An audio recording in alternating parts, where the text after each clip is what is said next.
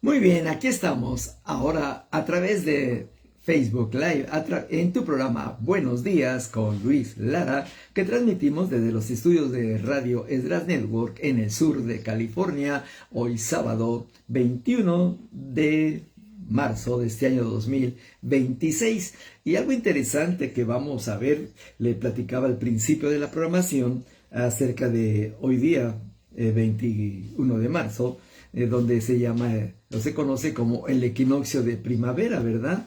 Y entonces se dice que en la Biblia habla precisamente de las estaciones del año, y vamos a ver esto en el libro de Génesis. Sí, el libro de Génesis lo que nos dice al respecto, porque hay quienes han tomado esta escritura y dicen que aquí es donde se aparece en las 4 estaciones.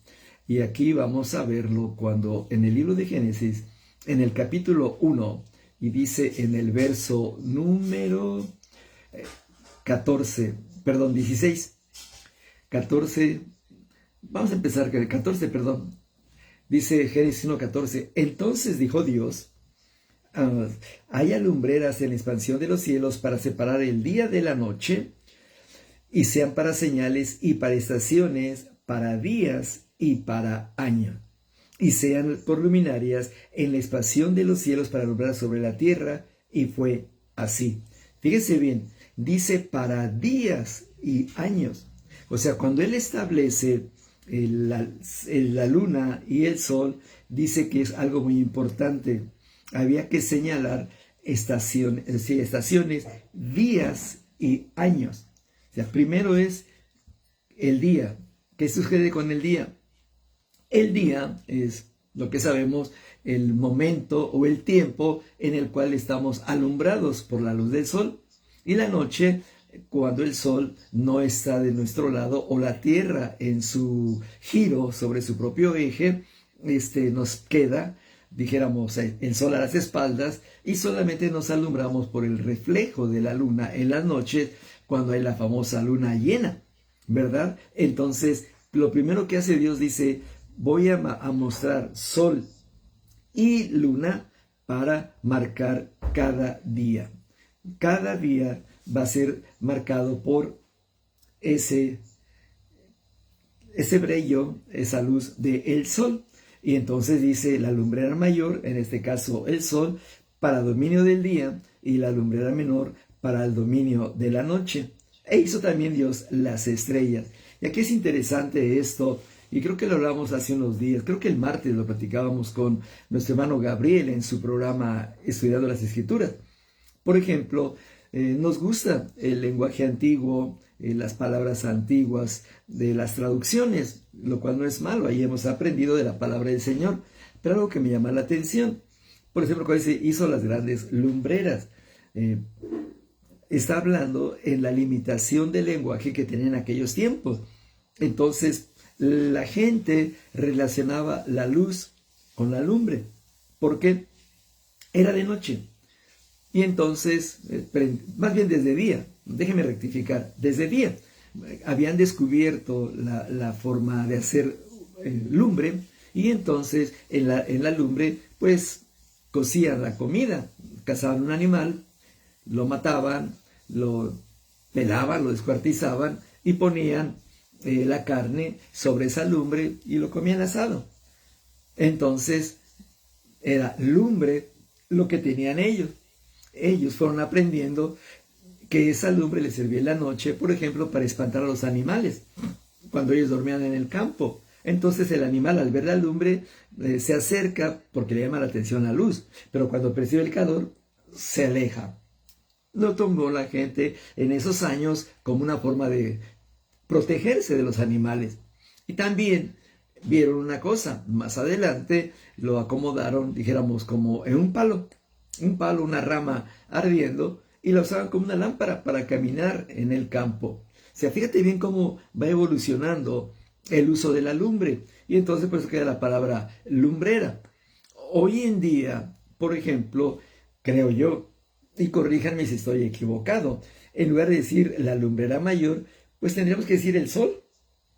Ya se le puso nombre al planeta. Entonces, decir, pues el sol para que alumbre en el día, el sol para que proyecte su luz de día y la luna para que refleje la luz del sol en la noche. Es mi opinión, creo que sería más claro así, para entendernos conforme al lenguaje que usamos en el siglo XXI que estamos viviendo y que también hizo Dios las estrellas. Y luego ya cuando llegamos al capítulo 6 del libro de Génesis precisamente, y vamos a analizarlo muy interesante, porque fíjense que aquí, después del diluvio, algo pasa. Sí, algo pasa después del diluvio. ¿Y qué es lo que pasa? Bueno, Dios habla al hombre, en este caso habla con Noé y le dice algo muy, muy interesante. Le habla acerca de que ya no va a acabar con el ser humano a través del diluvio o del agua.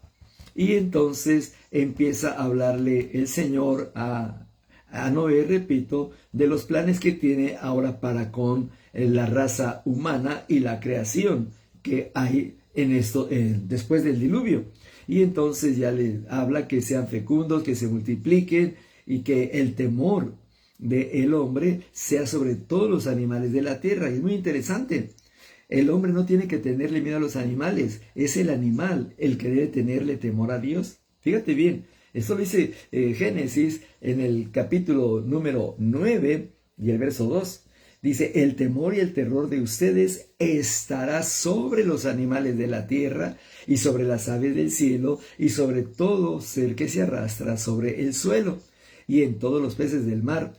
En sus manos se les entregan. O sea que Dios nos dio autoridad sobre los animales, no a los animales sobre nosotros. Estoy analizando así generalmente el libro de Génesis. Entonces, para llegar a lo que estamos diciendo de cómo Dios va estableciendo las cosas. Y él dice, por ejemplo, establezco mi pacto con ustedes. Esto es lo que se conoce como el arco iris. Que toda vez que el Señor viera el arco iris, usando metáforas humanas, diría, ahí está el arco iris, ya no voy a acabar con el mundo con agua. Él está poniéndose desde el punto de vista humano. No es que a Dios se le olviden las cosas. Él es el omnisciente. A él no se le olvida nada. Pero está poniéndose a nuestro nivel humano. Dice, cuando yo vea el arco iris, me voy a acordar de que no les voy a destruir con otro diluvio. Muy bien. Entonces, ya que el Señor ha tratado esto con Noé, y por consiguiente para con la raza humana, entonces Él establece este pacto para que nos demos cuenta de que Él está pendiente de nosotros. Y aquí es algo muy interesante, hermanos.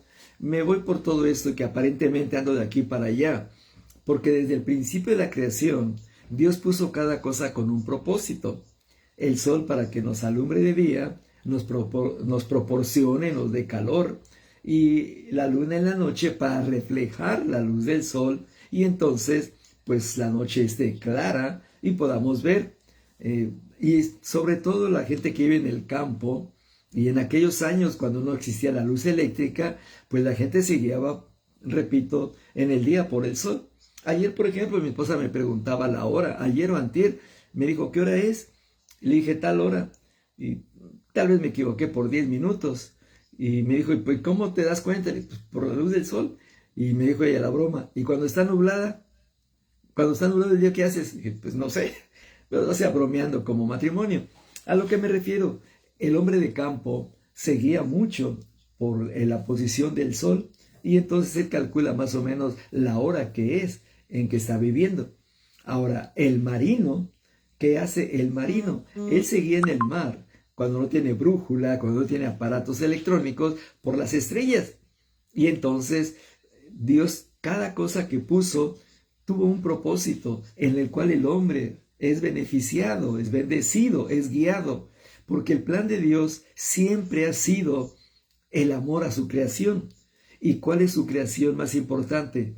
Tú y yo, los seres humanos. ¿Sí? Porque si nosotros entendemos el mensaje de la cruz el mensaje de salvación, Jesús no murió por los perros, los gatos, las gallinas, los peces, las águilas, los leones o los tigres. Jesús murió por el ser humano, por ti y por mí. Entonces, desde un principio, desde la creación de todo, recordemos, la culminación de la creación, ¿cuál fue? El hombre, el ser humano. Eso fue, porque cuando hizo y formó al ser humano, es cuando él descansó, como dice la Escritura. Tú y yo somos la cúspide de su creación. Ahora, el punto es este. ¿Le hemos obedecido a Dios? ¿Hemos reconocido la misericordia de Dios para con nosotros? No. Amén, gloria, gracias. Saludamos allá al bello puerto de Acapulco, México. Entonces, nosotros somos, repito, la corona de la creación de Dios. Todo lo mejor lo hizo Dios. Y fíjense que un científico, estaba yo leyendo antier, sí, el jueves, estaba yo leyendo un científico muy respetado, muy respetado, y él decía que por muchos años él fue ateo. Él no creía en Dios para nada, porque él decía, mi ciencia, lo que yo sé, lo que he estudiado, ¿qué me puede a mí interesar la religión? Y atacaba y criticaba a los que creemos en Dios. Un montón de ignorantes y etcétera. Entonces, dice que él se empezó a meter más y más en su trabajo de investigación. Y entonces, como médico, fíjate bien, como médico, un día se le ocurrió empezar a estudiar todo el cuerpo humano. Abrió un cuerpo, un cadáver, y empezó a estudiar cada parte del cuerpo humano. Y entonces vio cómo una parte de nuestro cuerpo se comunica con otra, cómo una parte tiene una función específica que no choca con otra, y empezó a ver toda esa comunicación dentro del cuerpo humano. Y como por ejemplo los intestinos, cómo se acomodan dentro de nuestro cuerpo, cómo del estómago se comunican hasta terminar en el recto, en el ano, como usted le quiera llamar, para la defecación después de haber comido. Empezó a estudiar los ácidos del estómago para desbaratar el alimento que comemos, y luego cómo a través de la sangre se convierte en energía, en vitaminas, minerales, y circula por nuestro cuerpo.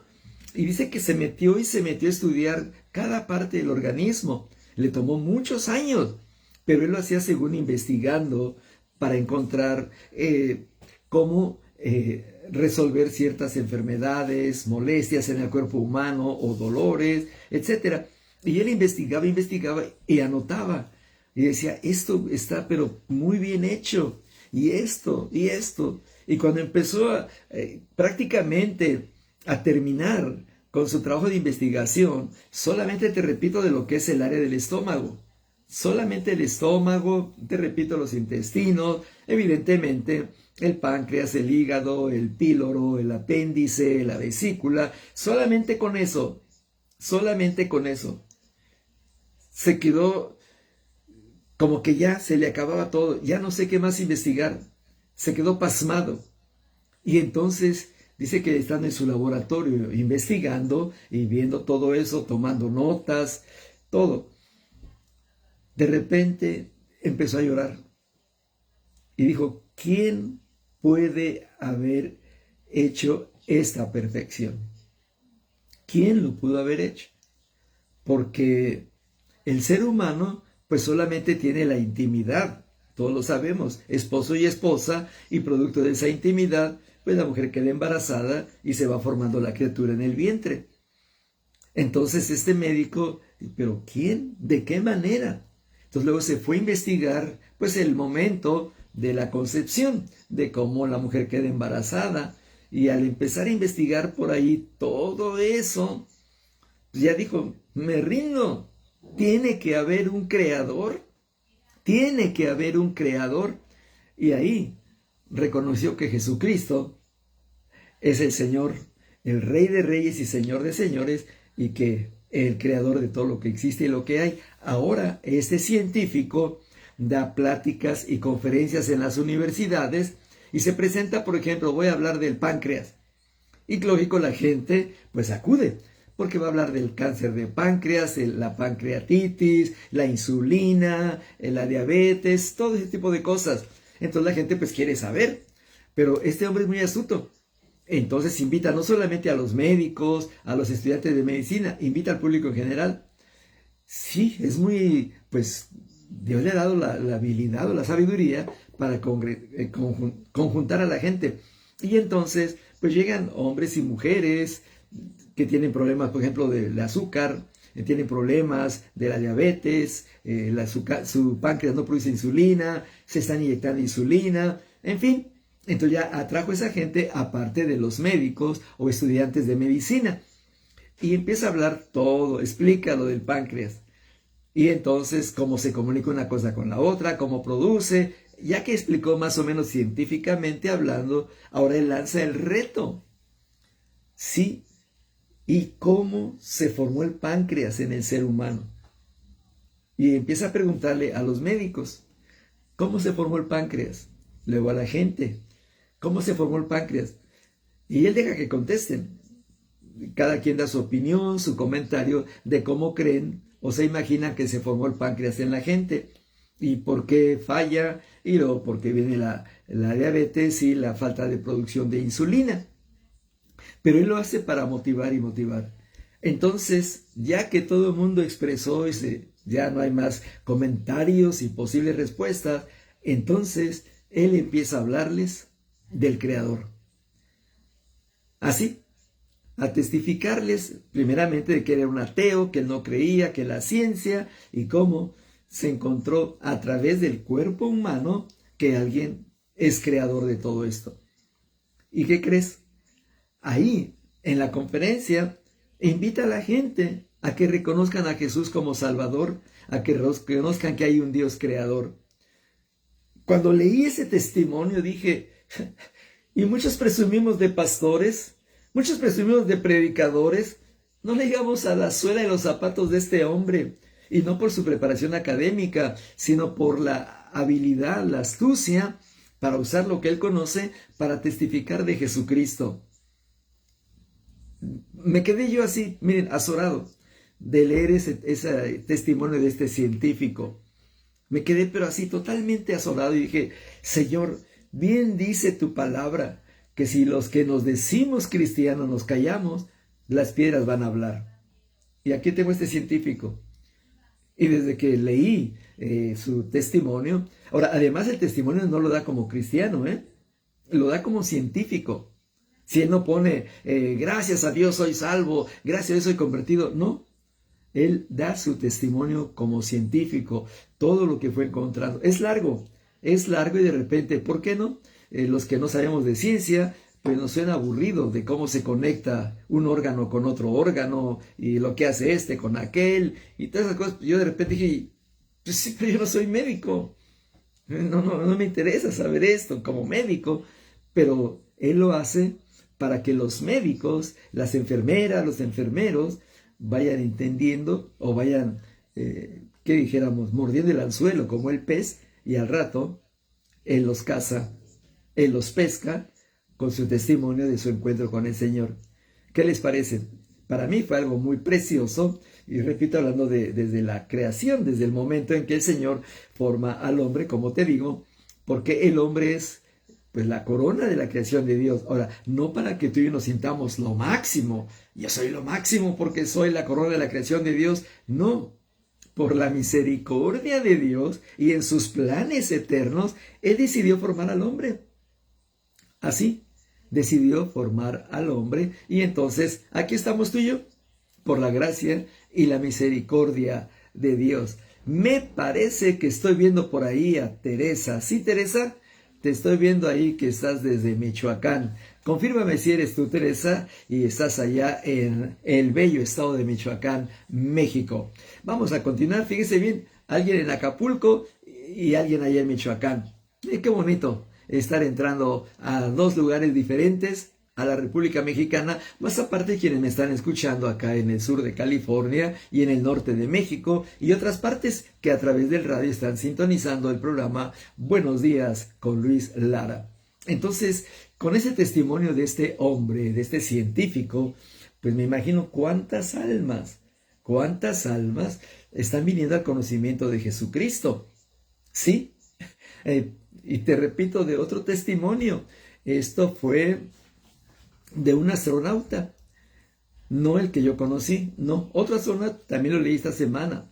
Ese astronauta se acaba de jubilar y ahora da clases en una universidad. Entonces, siempre sale la pregunta, oiga, ¿y cómo es allá arriba el espacio? ¿Qué se siente? ¿Qué se ve? Y empiezan a preguntarle en las clases que él da. Y él comienza a compartir todo lo que hace un astronauta allá arriba. Así es, Teresa Villegas. Qué gusto que nos estás escuchando allá en Michoacán. Saludos a ti y a tu madrecita, por favor. Un saludo muy afectuoso, con mucho cariño y respeto para ti, tu madrecita. Entonces, este astronauta ya comparte todo, que sí, la velocidad del viento, que sí esto y lo otro, y habla. Y él dice, cuando vemos desde el espacio la Tierra, la vemos redonda. Lo que dice el profeta Isaías, Dios está sentado en la redondez de la tierra. Y empieza a hablar de la redondez de la tierra. Pero aquí viene lo interesante. Te repito, son científicos que uno muchas cosas no entiende y se queda uno patinando, cuando menos yo. Y entonces le empieza a hablar por qué la tierra es redonda, por qué el viento sopla. Fíjate bien, cómo el viento sopla y como es redonda, pues de alguna manera le saca la vuelta. Pero también, porque si fuera, por ejemplo, plana la tierra como una pared, pues la empujaría y la movería, la sacaría de su lugar o andaría viajando. O sea, él explica muchas cosas así. O el viento no haría ningún efecto en la tierra porque chocaría como en una pared. Bueno, entonces él dice, cuando el viento está soplando y la tierra es redonda, da vuelta. A tus órdenes, Teresa. Entonces, la tierra, dice, por el viento empieza a girar, lo que ya sabemos. Y al girar, ¿qué pasa? De repente una parte de la tierra está frente al sol, ahí es de día. Y la parte que está contraria al sol es de noche. Y lo empieza a explicar con lo que acabamos de ver aquí en Génesis. Y de esa manera, ese astronauta también está testificando de Jesucristo, de la palabra de Dios, de lo que enseña la Biblia. A mí, te repito, me dio una bendición muy grande. ¿Y qué quiero decirte con esto, hermano, hermana? Sí, para ti, para mí. Sí, somos gente sencilla, sin educación, apenas sabemos leer y escribir, seamos sinceros, apenas podemos por ahí escribir nuestro nombre.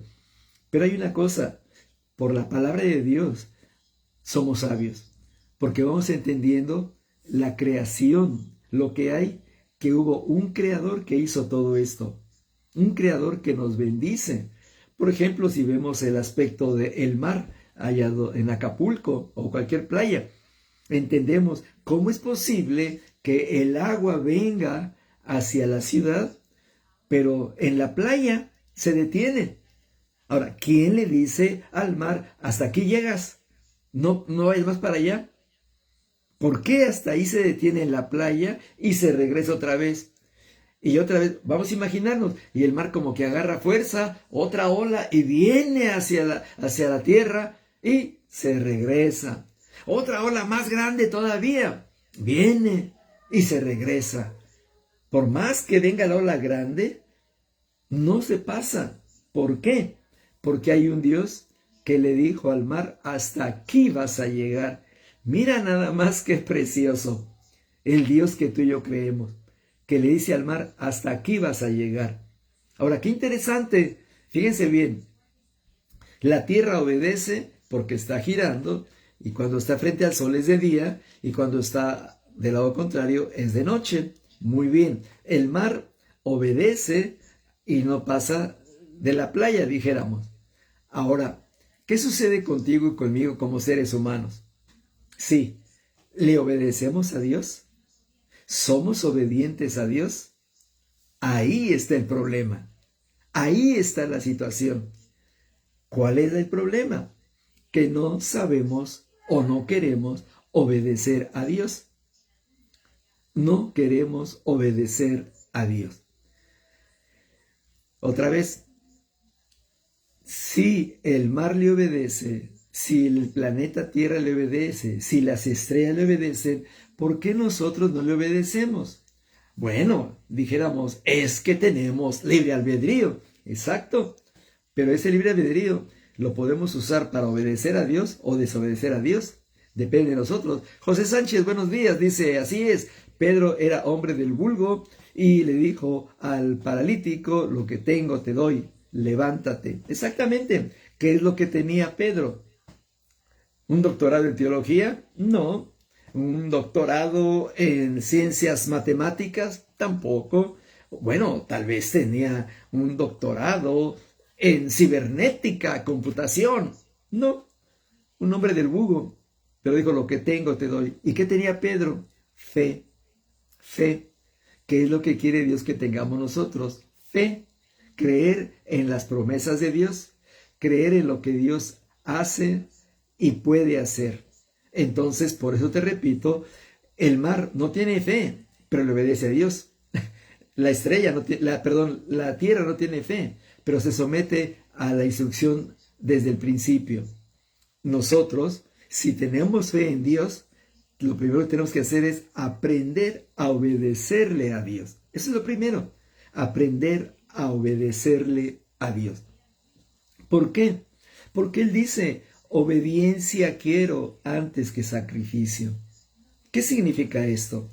Pues que el ser humano por naturaleza quiere establecer sistemas religiosos de tal manera que según el ser humano aplaca la ira de Dios, alegra a Dios, pone contento a Dios. Pero dice Dios, es que yo no quiero tu sacrificio, yo no quiero tu sistema religioso, yo no quiero todo eso, quiero que me obedezcas. Quiero que me obedezcas. Si tienes fe en mí y en mi palabra, obedéceme. ¿Qué les parece? Simple, ¿verdad? Así de simple veo la meditación de la palabra del Señor en este día. Bueno, hermanos, ya son las 8 de la mañana con 13 minutos. Quiero seguir compartiendo con ustedes, pero vamos a escuchar otra vez este mensaje. Analízalo, por favor. Sí, mientras analizamos el mensaje, yo te invito, sigue sintonizando a través del radio, tu programa Buenos Días con Luis Lara, para prepararnos. Recuerda que tenemos que ir a compartir el desayuno en el desayunador infantil.